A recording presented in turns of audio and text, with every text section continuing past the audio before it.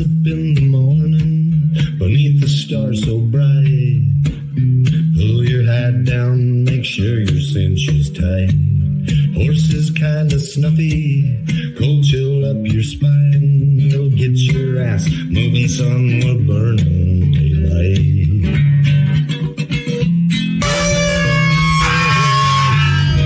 Howdy there, I'm Matt McKinley and we're burning daylight. In the saddle till the job's done right. Welcome to Burning Daylight, the only podcast for the working cowboy. Well, what's up, daylight burners? We're headed north of the border once again. My buddy Sampson, Sam Squanch over there, master hat maker. I like that stash, dude. The stash is coming in real nice. Thank you. Are there any Canadians that are unable to grow a beard, or is that kind of a requirement? No, it's pretty much a rite of passage. Yeah, kind of even the women up here, it's nuts. Yeah. You got to take the good with the bad, right? Though. Yeah, right. It keeps you warm. You got pros and cons, right? I'm far too Mexican to ever be Canadian. Like I got a hellacious stash and the goatee goes pretty good, but like the rest of it doesn't really connect very well. There's patches. Yeah, I'm missing the patch, right? Like I got like a reverse Hitler going on. There's nothing grows right in the middle here. I almost had that when I had chicken pox. I never got chicken pox till I was a senior in high school. Jesus Christ. Yeah, my nephew who was like, I don't know, 3 at the time got it, and yeah, so I had to stay home from school for 2 weeks, and it really wasn't bad. Like it didn't itch that much. I just couldn't go to school, and the only scar I got from it was right here, like right in a little indention on that middle part of your upper lip. Yeah, like right there is the only scar that I had, and luckily the rest of my stash is long enough to cover it. So you look officially Mexican. Yeah, definitely. Checks out. Yeah. I'll pass that Mexican test just about every time until they ask me to speak Spanish. I'm good. So then it's bueno en cerveza, and that's about it. Taco. Tacos, am I right, amigo? And they're like, tacos, fucking tacos. Yeah. We're pretty easy to hell yeah. We're that's easy to sway, Absolutely. Yeah. What's the taco situation up in Canada? Is there's some good places, or is it pretty sparse? Seldom. I'm pretty lucky where I'm at. So I'm just east of Pincher Creek, which is like right in the corner of Alberta, BC, and Montana. Mm-hmm. And there's this little joint about 20 minutes to the south of me in Twin Butte, Alberta. And it's just the general store there, Mexican restaurant run by Jenny and Phil. Just a little shout out. And they run the best Mexican food restaurant around, hands down. Hell yeah. Yeah, and I've had real Mexican food, and it's like next to it. It's awesome. Nice. That's good. That's good. Good Mexican food is it's kind of essential. That's one thing I think that has done more to blunt racism than anything is food. Because like when you talk about like you want to go to like a black person's barbecue and then talk shit on food there, like get the fuck out. You ain't talking shit on that food. Like that's right. And you go to a quinceañera, you ain't talking shit on that food. Fuck off. Yeah. Exactly. You ain't talking shit on that food. No, you. No.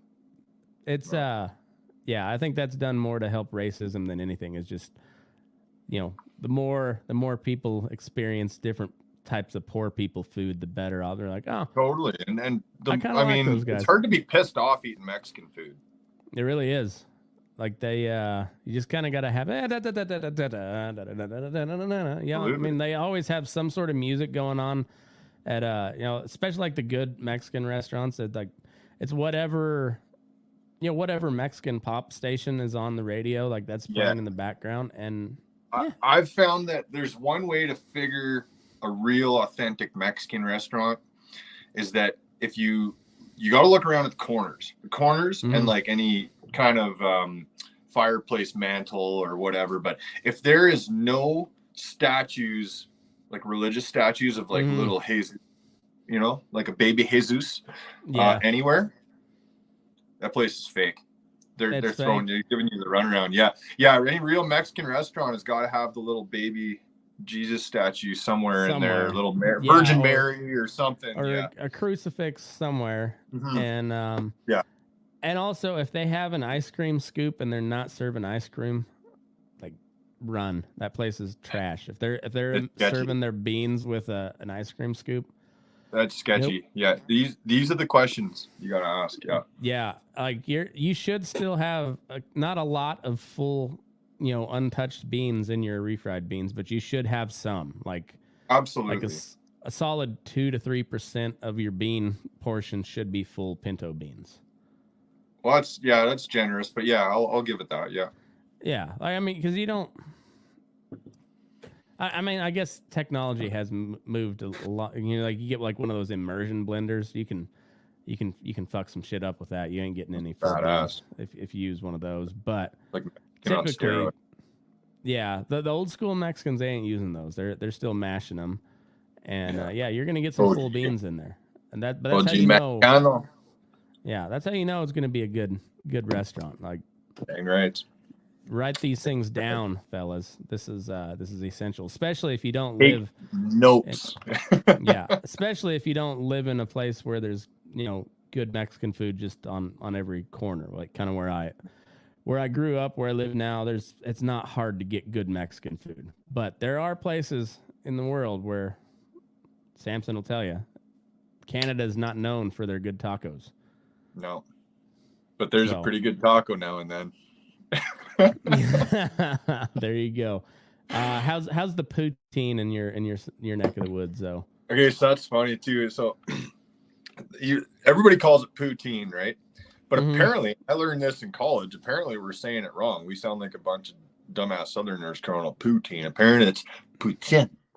But I don't know. Whatever. I still call it poutine. And you know what? Now that you say that, I haven't had poutine in at least probably over a year. Really? Oh man, it's so good. But there's this place up in so there's this town where I went to college called Olds, Alberta. It's north of Calgary, and they got this restaurant there called Grouchy Daddy's, and they have this drunken mushroom poutine, and it's like a wine-based gravy with mushrooms and the cheese curds in there, like a dancing orgy of yum in your mouth. That sounds awesome. I'd almost guarantee I would throw that up for whatever reason. But they're sauteed. They're sauteed mushrooms. It's not like a cream of mushroom soup or anything like that. No. It's good. Okay. They know what's going on.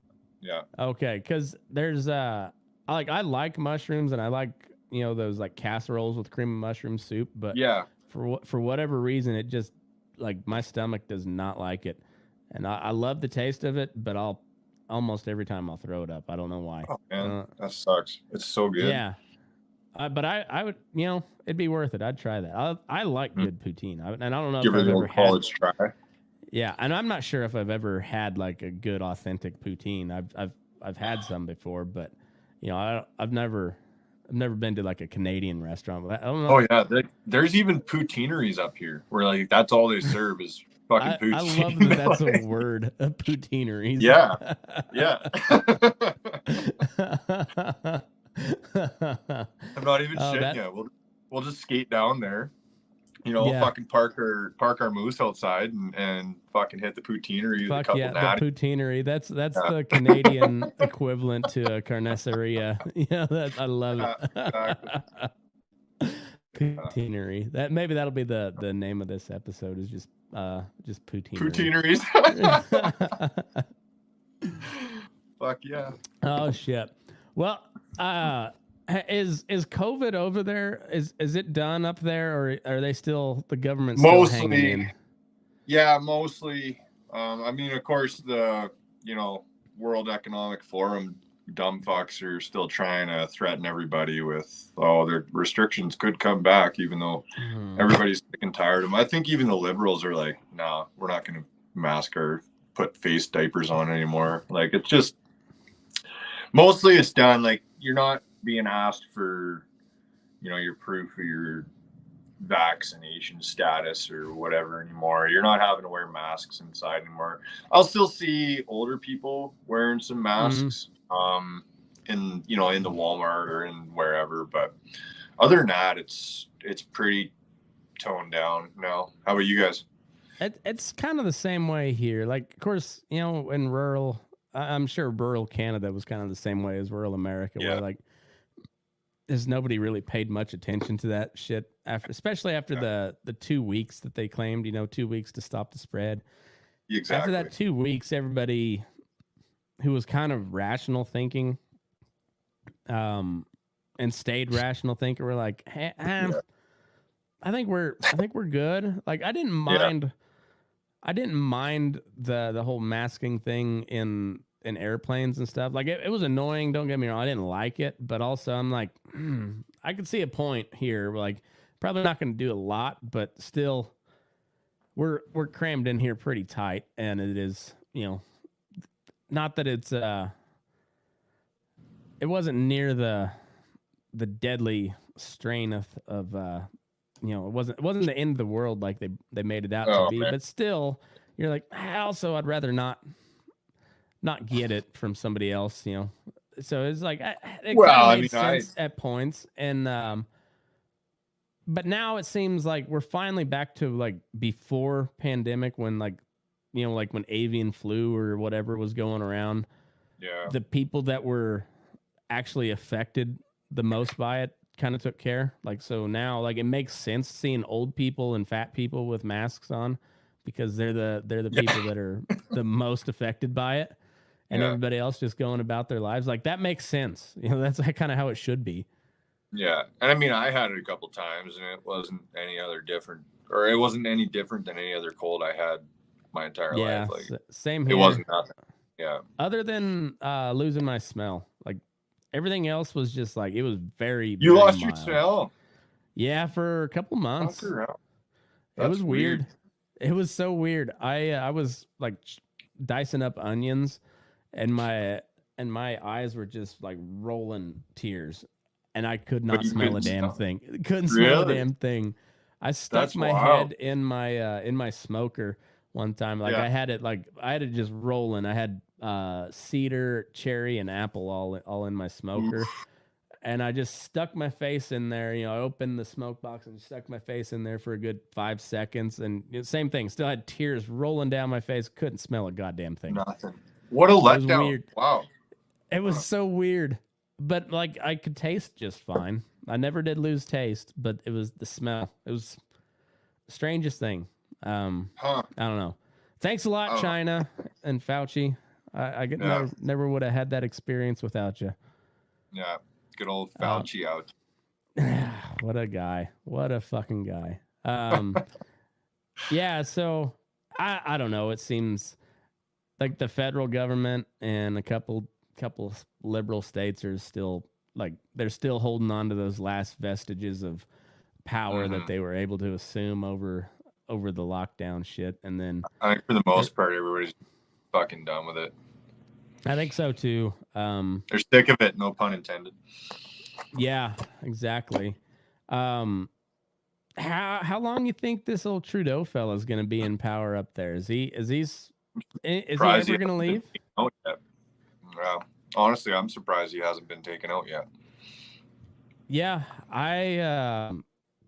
it seems like nobody likes him. I mean, like, I know you got your liberals that like him, but like, I know like half of Canada I know a lot of hates liberals him. that even don't like him. Yeah.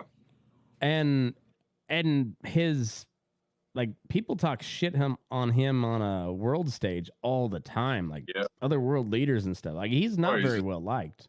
He's a fucking goof.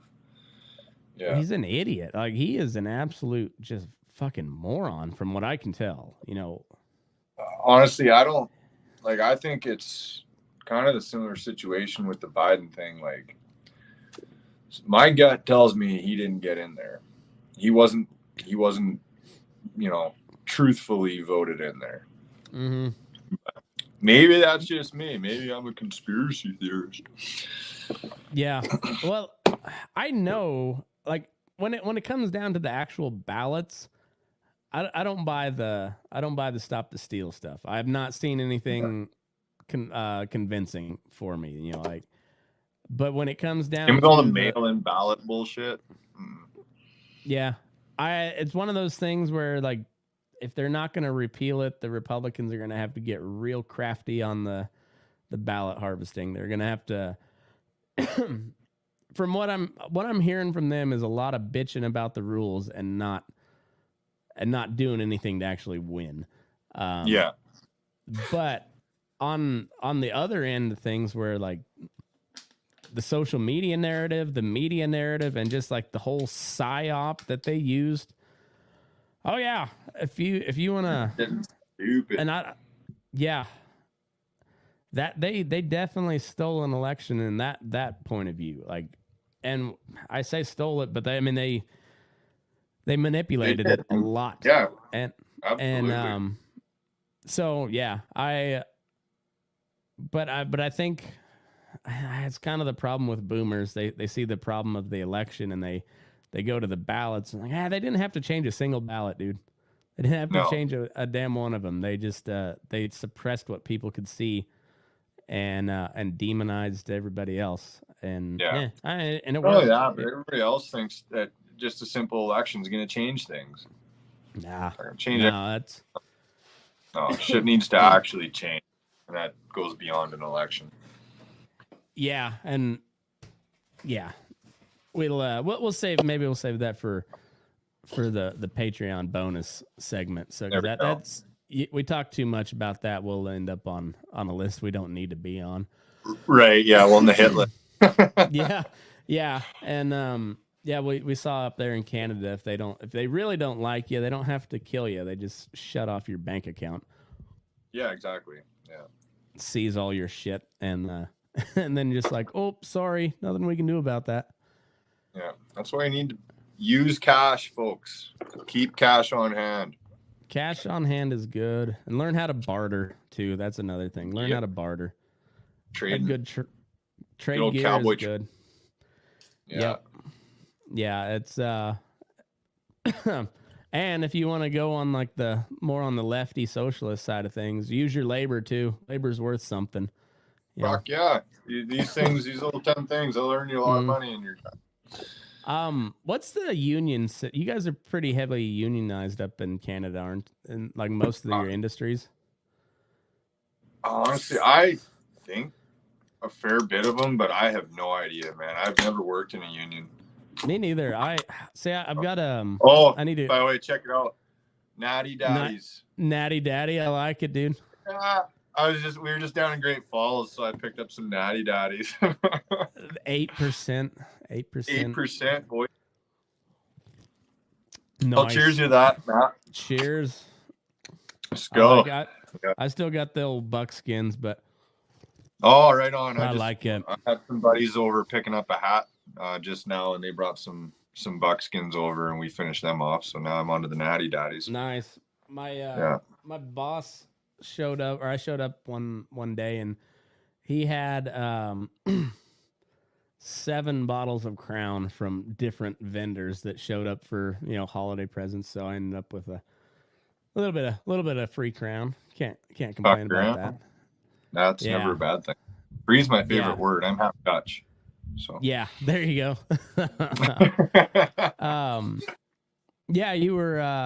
You've been banging out some hats here lately, man. It seems like doing my best. I'm right in the middle of finishing. What's this? Number 259. Nice. So yeah, it's been fun, man. I've had a lot of support from actually you Americans.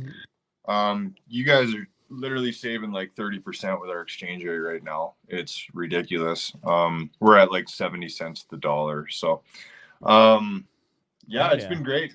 A lot of local support, international support. I just sent a hat to Norway this week, which was pretty cool. Oh yeah, Norway. Huh? I sent to Norway. How did they find you? Instagram. Yeah. No shit. No Sampson shit. With a P. Sampson with a P. Yes, man. Yes, sir. I really accredit social media to a lot of my success with this hat thing, because most of my orders are actually people I've never even met. Yeah. That's awesome. I mean, most of the people that listen to this show are people I've never met either. Like, there you go. There's a lot of my buddies that have listened to an episode or two, and it's like, that's cool. He's doing something, and they never listen again. But yeah, Right. Social media is, I understand there's a lot of bad things that come with it, but man, it's treated me pretty good. I can't complain a whole lot. Yeah, there's definitely some heavy pros and some heavy cons too, but it's been awesome. Like even your podcast here, I'll throw Burnin Daylight on in the hat shop and just go to work, and yeah. I like it. Good. Yeah. It's awesome. How's because you were kind of, and maybe it was somebody else I talked to. I think it was either you or Lisa Robinson. I was asking about, and she was. I think maybe it was Lisa that said she was really backed up on felt for a while. How's it looking up your way? Yeah, it's tough getting felt right now. The market's pretty slim, and so there's a lot of demand and various little supply. So you can imagine what that's doing to prices right now too. Oh yeah. Well, doesn't a lot of those felts come from Russia, don't they? No. So there is a manufacturer down in Tennessee. Okay. And they're probably the biggest one in the States. There's another one in Portugal. There's one in the Czech Republic.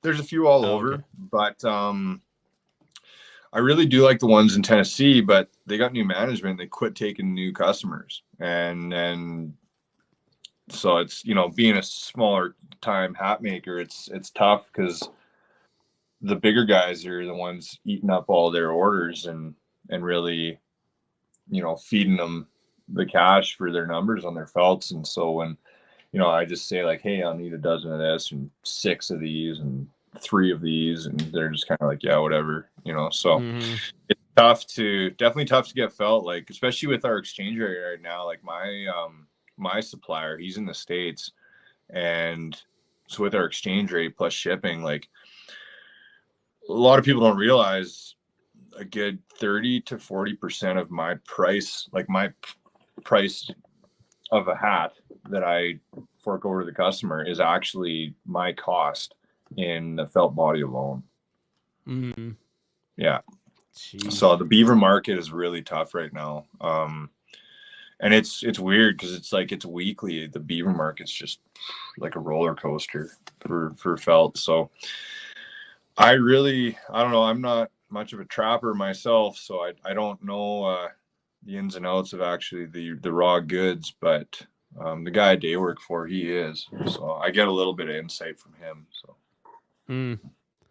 yeah. My father-in-law, he used to trap a lot, and he does. He's got a couple traps out this year, but like he used to be like Dan Hartman style, where he'd go out for the winter, and like he'd just trap, just run miles and miles and miles of traps, and I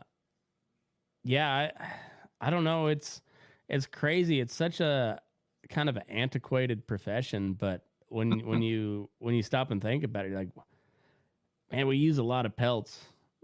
And we don't even realize it. Same way with like the like the cow hides. There's a lot of guys that want them for the rawhide and whatever, but like there's a lot of people who just throw out a hide when you have a beef butchered, and you're like, man, it's a lot of money you just throw away. Yeah. And that's not only that, but even just raw, but even like you look around, if you're ever in the city, in wintertime, there's always people wearing the fur felt kind of parkas or fur felt or toques or whatever. People don't realize, like, a lot of that's coyote. Yeah it is. And well, I mean, because for all the technological advances we use, like natural fibers still wicks moisture the best and insulates the best. It just so whether it's coyote or wool or whatever it is, like that natural fiber that's where it's at. I mean, like a good pair of wool socks is like you can't live very far north without a good pair of wool socks. Dang right. Yeah. Yeah. So I don't know. It's wild, but so I guess business has been pretty good for you though here. Been steady. I'm full-time making hats since last October, like October 2020. I guess it'd be one. Yeah. Holy shit, it's 2023 already. Yeah, so a little over a year. I've been doing the hat thing full time, along with just day trash work. Hell yeah. One of my neighbors, he lives just 4 miles from me. I'll do a bunch of day work for him, looking after his herd, and then kind of just whoever calls here and there too. But mostly it's hats, and it's been really good. Keeps my head above water. Yeah, it helps that I'm tall. For that. So. Yeah, that works. No, that's awesome, man. Like I know that shit's got to be kind of stressful at times if you ain't got any orders coming in, but it's also got to be. It was weird, like totally November. I was caught up for the first time ever, and it was strange. Like I wake up in the morning, and I'm like, okay, now what the fuck do I do? Like. Hey guys, I'm over here, Yeah. But also like that's still awesome. Like you kind of control your own destiny too. That's cool. It's really good, man. I've always, I never thought I'd work for myself, but I always kind of had a little bit of an itch to. I was always the guy that had to be given a job. Like I've roughnecked on the oil rigs. I'm a heavy duty mechanic by trade. I've got my agribusiness degree and worked numerous different positions. And then I just worked lots of different farms and ranches, and I was kind of like, I think the times now, like the hat thing finally picked up far enough and deep enough where it was like, okay, this is actually viable as a business endeavor, and so it was like. Now or never. So went with it, and it's been working out really good since. And my favorite part is I don't set an alarm anymore. That's awesome. Yeah. So I'll wake up and just, that's the thing about it, is I don't have to go to work for 8 and then close down shop at 5, right? Like I'll work as long as I want to. Most nights I'm up till 10 or 11 at night working on hats. And it's sweet. So if I have to go to town, at 3 o'clock on a Tuesday, I just go. I don't need to ask anybody or ask for time off. Just set my own schedule. Yeah, it's all right. Yeah, that's I'm not quite there yet, but I'm about as close as you can be and still be employed by somebody else. Like yeah. Are you still working that feed yard? Yes, sir. Yeah, until I can podcast full time and make the same amount of money. I'm at this feedlot. They treat me really good, and it's cool. Man, I don't enjoy working with Holsteins per se, but they allow me to work a pretty sweet gig, so I tolerate them just fine. I gotta say, Holsteins are probably the only animal that was up there with the dodo bird. Oh, they're so dumb. They're so fucking dumb. It continually amazes me how dumb they are. Yeah. Like, how are they even still surviving? I know, and it's too bad that Gilbert Gottfried died, because I'm 100% honest. If I make enough money, I will buy some gnarly fucking grazing permit, where you have a lot of predators but a lot of like belly deep grass, either whether it's Montana or somewhere in that Yellowstone region, or if it's like I don't know what, I don't care how much it costs. If I got enough money, I'm just gonna turn out like 2 or 3 loads of Holsteins and just watch it happen. Just see. Run them like one load at a time. Yeah, just run them like they're Angus. Turn out bulls when you have to turn out bulls, and just see what happens to these Holsteins. Holstein is extinct, attributed to Matt McKinley. and I just want to see what happens. Like, do they get really mauled by the predators? Like, do the do the bears and the lions take a bunch of them out, or are they so curious? Lions and tigers and bears. Yeah, absolutely. That wouldn't take long. Be just too curious and scare off all the predators. I don't know. That's just it too. Yeah. Do the predators just sit back and scratch their head, be like, the fuck? Yeah, I know. And then you get one of those goofy fuckers beller and then come running straight at you, and they're that lion's got to be like, what the fuck, dude? Yeah. Like, I don't know how many times I was working on this feed yard up in Tilly, Alberta for a while, and we had a handful of pens of Holsteins. I remember I brought this new horse that I bought off the McIntyre Ranch, and he had only ever seen Hereford cattle his whole life, pretty much. Mm-hmm.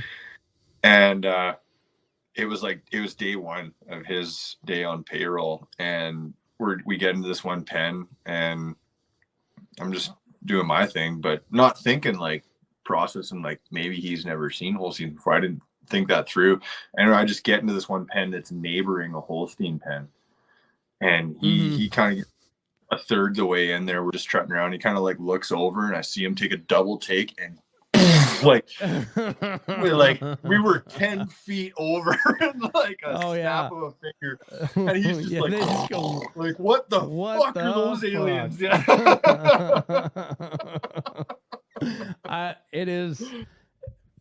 It's always funny. Scared the shit out of him. the first reaction to a Holstein from a horse, it's always different, but it's just varying shades of what the fuck. There's always the oh yeah, and some of them freak out more than the others, but it's I enjoy watching it. It's funny. Fucking Holsteins. Yeah, fucking Holsteins is right. Fucking Holstein. Yeah, I had an uncle that ran a magpie feedlot for a while outside of Picture Butte. Yeah, I don't know. I don't like Holsteins. Not my thing. I'm not a fan, but like I said, it's a pretty sweet gig I got here, and Holsteins kind of keep it running. We get plenty of beef cattle, but it's not bad eating. I'll give them that. Holstein cattle are not bad eating. Yeah. Not at all. They'll make a good steak for sure. Yeah, but they're just so dumb. I mean, so I came in the other morning running bunks, and typically you don't have to, like, the way we, especially with the Holsteins, because they're limit fed. We're not pushing them very hard. They're only they're gaining it's like a pound and a half a day, a little over that. Not pushing them hard at all. And so they clean up real easy. And if you're got cattle, Holstein heifers leaving feed, you're way over the top of them. You need to cut them back. Yeah. So but then all this weather hit, and we got a bunch of rain and snow, and so they were leaving feed. So I came in early to read bunks, and there's this heifer laying down in the bunk, and it's a metal bunk, so oil field pipeline cut in half and then welded in the bunk lines, and sure, you're like 12-inch pipe, I guess. So she's laying in there on her brisket, like not on her side or anything. She's sitting up watching me read bunks, and so I get out, try to get her moving. She doesn't move at all. Like, I'm kicking her in the face and she's not doing anything. I'm pulling on her tail, and then she just bellers. And so I was like, all right, fine, whatever. I'll come back later with the horse and pull you out. Yeah. I swing back by after they feed, and because it's pretty tough to get out before like 10:30 in the morning, because it's freezing. Like, everything thaws out in the afternoon, turns into real thick soupy mud, and then freezes real hard at night. And you know how it goes. It's just fucking treacherous on a horse.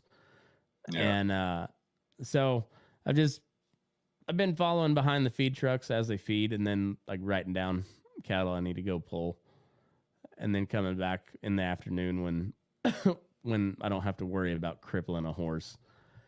So they feed this pen, come back, and that heifer is out of the bunk. She's standing, but she's still got her 2 front feet in the bunk for whatever reason. I don't know. But she's just standing there like that, eating out of the bunk. And so I get out, try to shoo her over, and no, she jumps back into the bunk and proceeds to fall down on her side. It's like, fuck you. I'm leave. I don't care. I'm not trying anymore. Fuck you. I'll come back with. I mean it this time. I'm coming back with a horse. And then by the time I came back with a horse, she was already out. I don't know what happened. She rolled over into the pen or what the fuck. I don't know. But it's like the dumbest. There's never a dull moment with them. No, they'll make things way harder than they need to. Like if you don't chain your gate back and there's just like a little crack, they'll go in that crack every time. It seems like, you know, they're bred to go into a milking parlor. So absolutely, they're like the goats of the bovine world. Mm-hmm. I mean, they're cows, but not really. Yeah, they're like Dalmatian cows. Yeah, they're kind of like a dog. A goat's that's a good comparison. They're very much because like goats a are goat. dumb. Yeah. And also they're very playful, like a goat too. Like goats. They're basically the goats of the bovine world. Yeah, I think you're right there. Yeah, that's. I just thought of that too, actually. They're dumb. Yeah, maybe we'll make that a shirt. Just have a Holstein cow instead of the goats. I think those would sell out. Probably would. Millionaires. Trademark. I think that's how that works. Yeah, exactly. Copyright. Yeah, copyright. No. Oh shit. Are you still doing a lot of long range shooting? Getting into it a little more and more. So I inherited all my uncle's old reloading gear, so I'm gonna start doing a lot of my own load development. And nice. I'm shooting 300 PRC. It's a lot of fun. It's a fun round to shoot. You can stretch it out pretty far. My goal is to group at 2 miles. With this rifle, I'm shooting a Bergara B14 HMR. Chamber in 300 PRC. It's fun. Yeah, it's challenging. It's not cheap though. Like it's definitely not. It's definitely a rabbit hole. What's the farthest you've put a group out? 1,500 meters so far. Like any kind of respectable. So I'm looking to double that. Yeah. Yeah. Well, the problem is it's a long ways out there. Though. Yeah, with the glass I have, like right now I've accumulated. I got 127 MOA on my rifle total, and so I will need a prism for shooting out to 3 miles, which basically kind of like reflects and almost multiplies your glass. It's Night Force makes one. Just you mount it in front of your scope and it almost magnifies a little more. Yeah. And because it is a 30 caliber round, right? So sure, they're long, a ballistic tip with a bow tail bullet, but it's you can only pack 225, 230 grain into the 300 PRC before you're kind of maxed out. So and then you can get up into the 338s, 416s and stuff like that, and then be comfortable. You can kind of plank it 1.5 miles, 2 miles, but it's still stretching out there. So it's a lot of fun. It's challenging, especially doing my own load development now. I've been learning from a lot of buddies of mine now that I'm like, it's just another thing that you can just, because it is very important. makes you be precise, right? Mhm.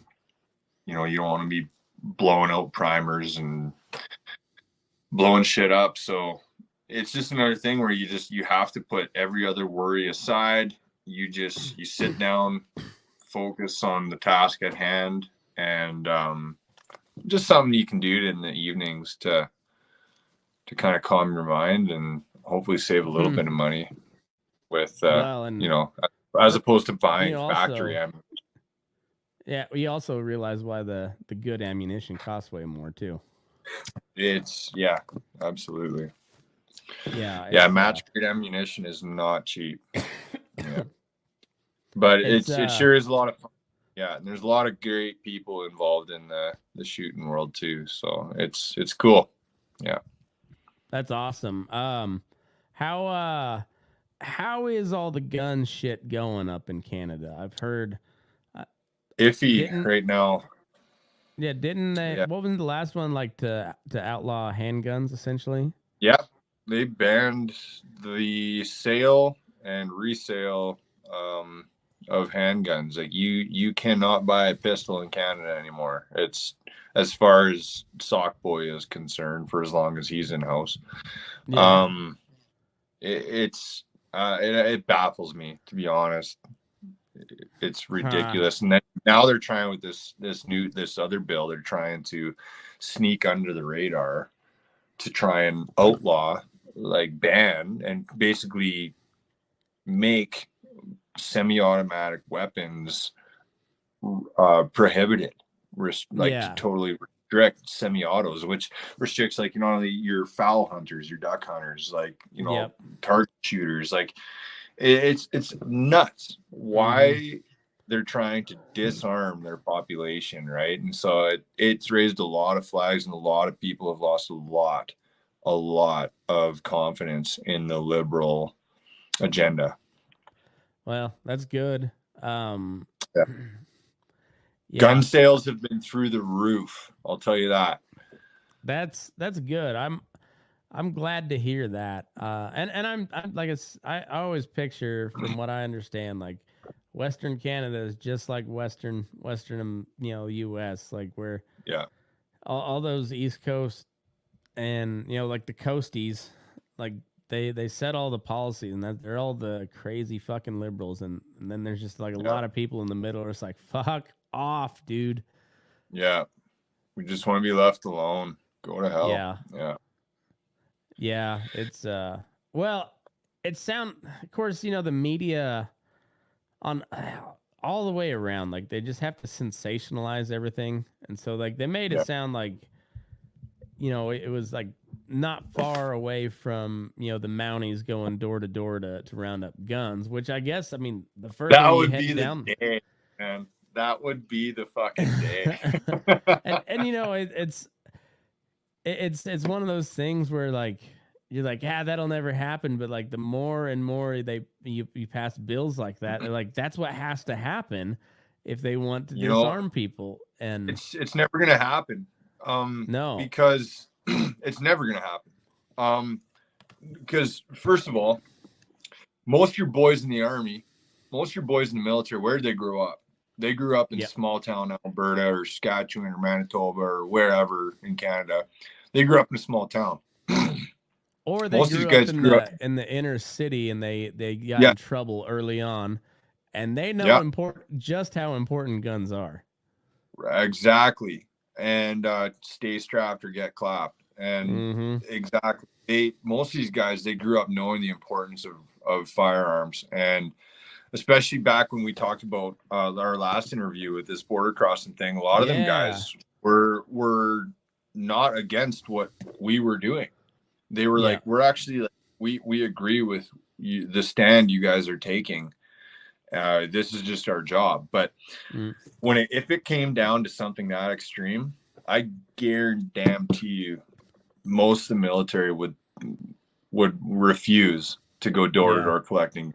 These guys are not commies. And I know, as much as Justin Trudeau thinks that he can control every if and but what happens in Canada, but it's not going to be long before he realizes that he doesn't have as much power as he thinks he has.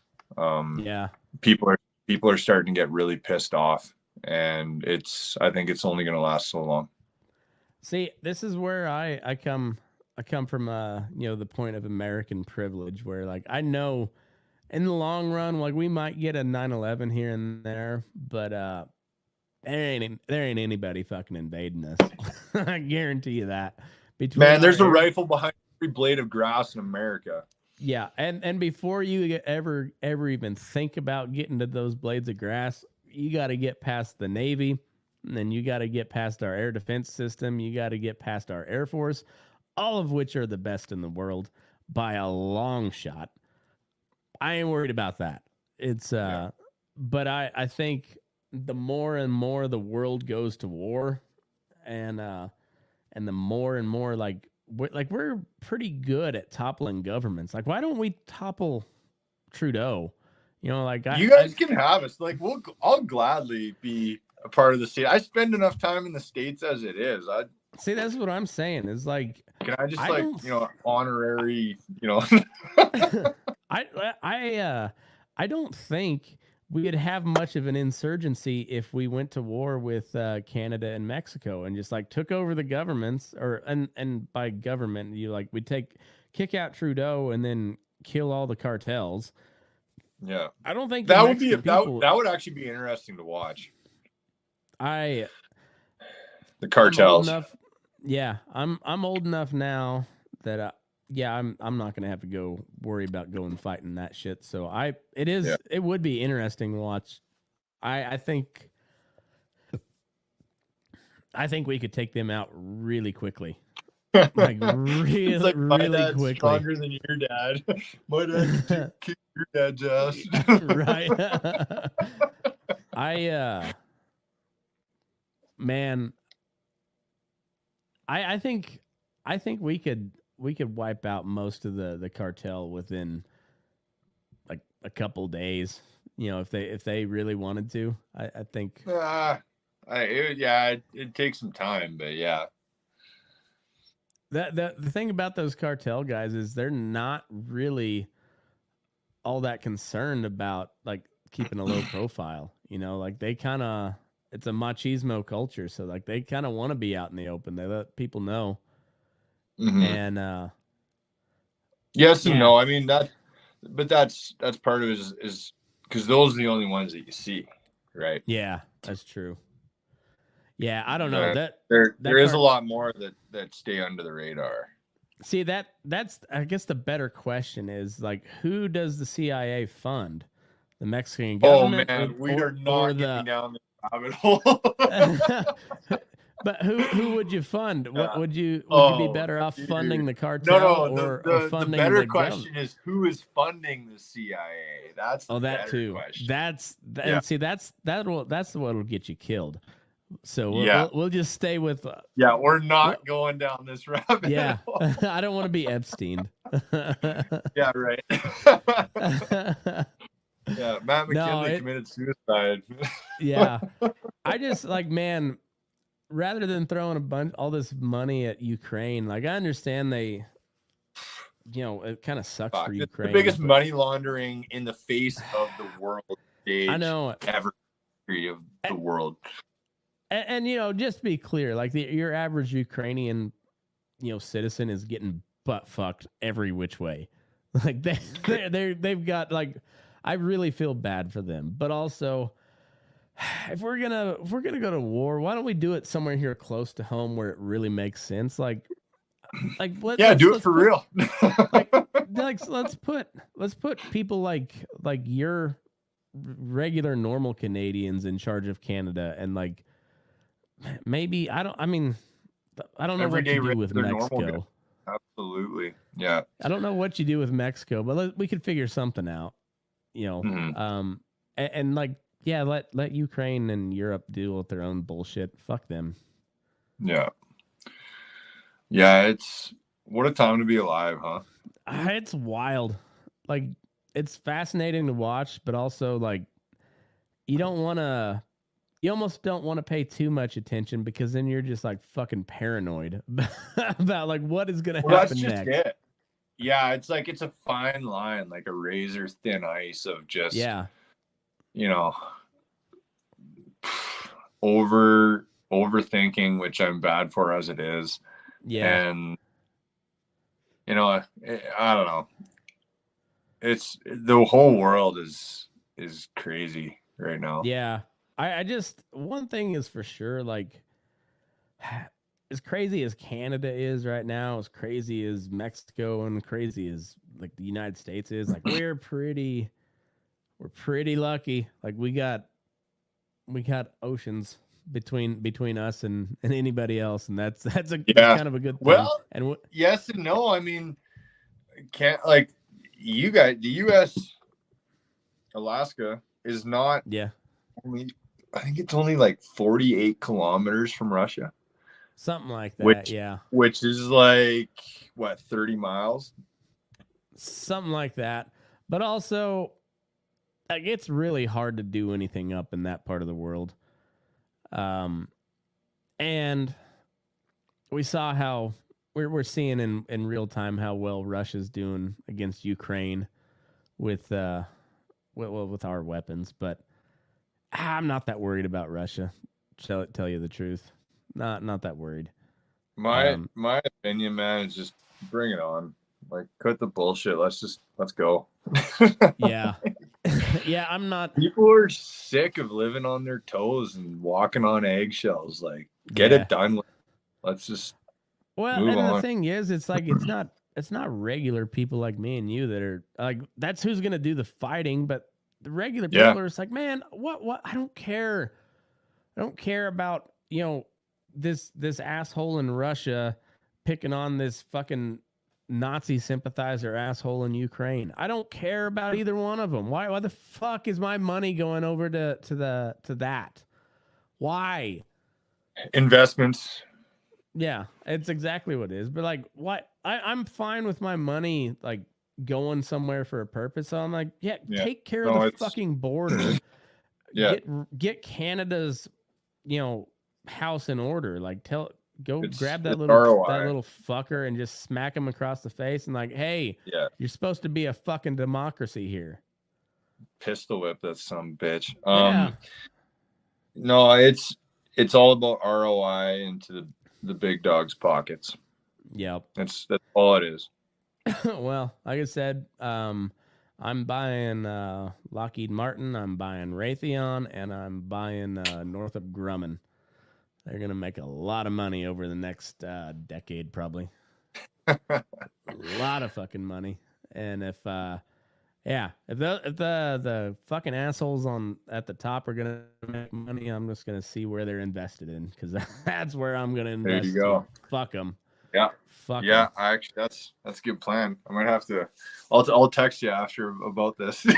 Yeah, exactly. We'll do it on Signal. That way, it's a little less traceable. Yeah, right. Yeah. It's wild how these it's crazy, particularly after World War II, how they just everybody wanted to spy on everybody. and now like there's like all of our technology was essentially developed by spies. Like all the coolest shit man. Yeah. All of our coolest shit was designed to potentially be able to see somebody naked without them seeing us. You know? Like it was all spy shit. Yeah, all invented by dudes. Yeah, exactly. The only lady spies that we hear about were whores. You know? Yeah, but a man doing the same thing. He's a master key, not a whore. Yeah, exactly. You know, he's 007, motherfucker. Right. You're just a whore.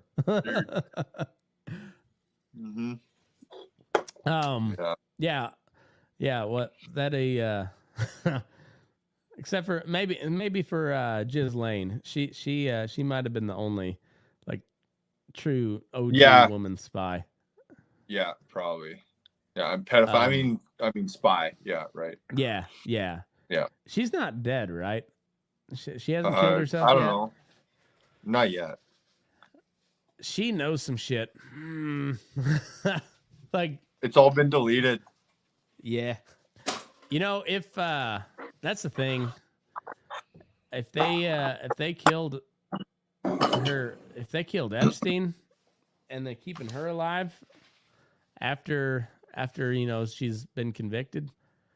Yeah. I mean, she knows some shit, and she knows some stuff. She must have a kill switch. I think she's got a kill switch. Yeah. What a world! Are you going for another beer? Yes, sir. You need one? Okay. Yeah, I'm gonna rip up and grab another one too. Nice. Well, we'll call that for the main episode, and we'll come back for a little bonus for Patreon. So I'm gonna go take a look. Sampson Moss, Sampson with a P on Instagram. Prairie Wind Hat Works makes some excellent stuff, as you can see there in the background. But go check him out. And where else do they find you on social media?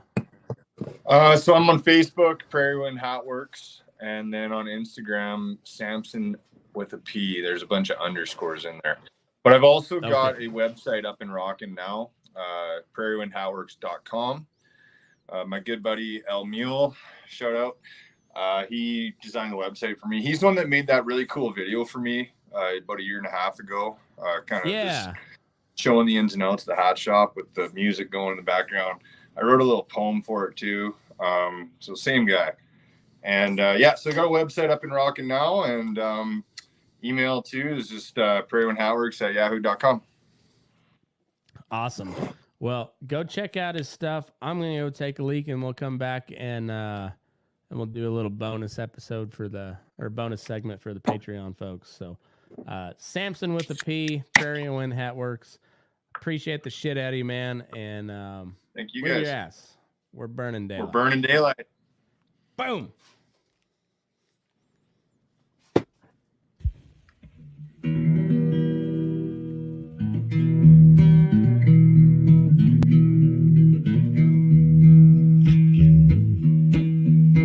Your eyes up in the morning, beneath the stars so bright. Pull your hat down, make sure your cinch is tight. Horses kinda snuffy, cold chill up your spine. We'll get your ass moving, son, we're burning daylight. Burning daylight. Burning daylight. In the saddle till the job's done right.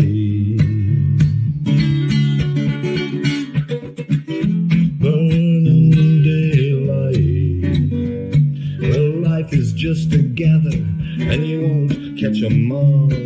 But when you ride through the gate, make sure you sit up tall. I can see the horizon, it's looking pretty bright. Well, get your ass moving, son, we're burning daylight.